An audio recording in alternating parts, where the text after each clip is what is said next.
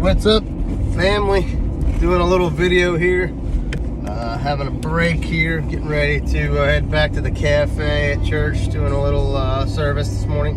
One of the things, on my way to church, I'm thinking like, hey, where's my checkbook, kind of doing a Gary V version, so this is going to be a little gritty, but obviously I'm not going to cuss, but, Gary V, and I was watching some videos last night, and, just the encouragement of just, I know he said, investing in creating, posts and content and stuff and how to be successful. But let me just tell you something, what I know is true about,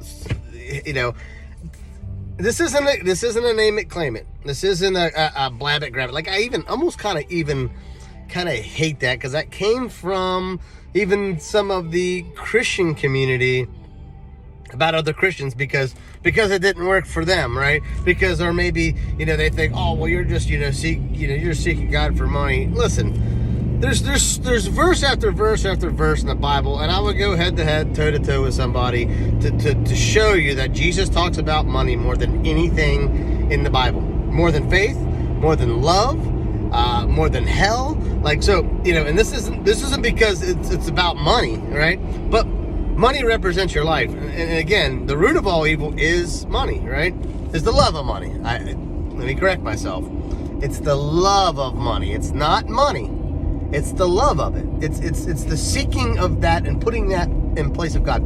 But let me just get to where I was at this morning. So I've been substantially blessed lately, and it ain't because I'm so good and God loves me more than anybody else, and I'm, but I can tell you what I'm doing. I'm practicing the word, and I put my money where my mouth is, and I'm a tither. And I will tell you right now, and it does say it in Malachi.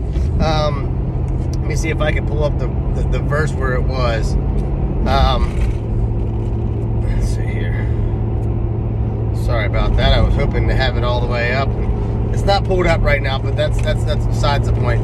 In Malachi, it talks, God's talking, and this is right here. There it is, New Living Translation, probably the most bland of all, but I like the way it scripts it. It says, "Bring all the tithes into the storehouse,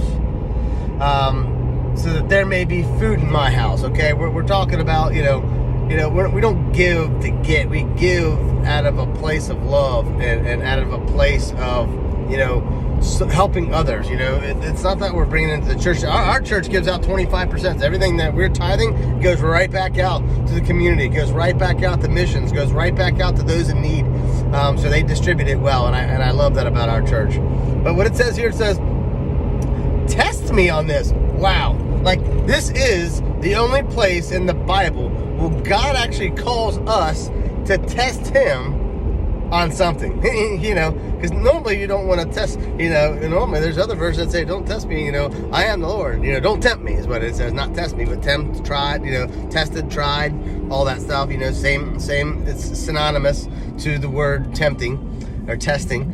But in this, he actually says to test me on this and see if I won't open up the windows of heaven and pour out a blessing you can't even contain.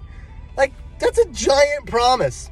That's a giant promise, and we're not taking advantage of that in a good sense, in a biblical way, in a spiritual way, but I tell you right now, and I'm gonna go out and say it, God, forgive me how I say this, but I'm taking full advantage of it, and I don't just tithe and write my check. It is more blessed to give than it is to receive, and I am excited when Sunday comes around, because I get to give God, and I get to give back out of what he's blessing me with, and I'm telling you, it won't return to us void.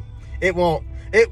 Better than any stock market, better than any share that you could ever be a part of, better than any content, any ways of making any type of money. I'm telling you right now, if you're not tithing, your money's cursed. I'm just going to leave it there. Don't question me. Don't comment below and challenge me. You go read for yourself and see and ask the Lord to reveal what I just said to you, and see if it's true. If you're not tithing, your money's cursed, and I'll show you scriptures and verses to support that. But listen, I want to take it to a positive side. Tithing, it's the first step. It's the principle. That's like the first step. Like kissing is in a date. That's kissing isn't the first step. You know what I mean? Like like it's like the found, like it's elementary. That's what I mean by it. It's like, you know, if you're not tithing, I don't even know if you have faith. I mean, if you're not tithing yet because, you know, you're not there yet, that's one thing. So that's a stretch to say you don't have faith. Don't take me literal on that. But wrapping this up, tithe. 10% is a principle. Don't argue with it. Don't argue with what it means. Don't argue why you say it. If you want to give 5%, give 5%. But giving out of your heart. Start somewhere. Start somewhere, but start with tithing. Start giving God your first and see what he does for you. He said he'll open up the windows of heaven, and that's a promise. Take it up with him. You guys have a blessed day, and I hope that you take in consideration what I'm saying. And I love you guys, and I'm praying for you. Have a good one.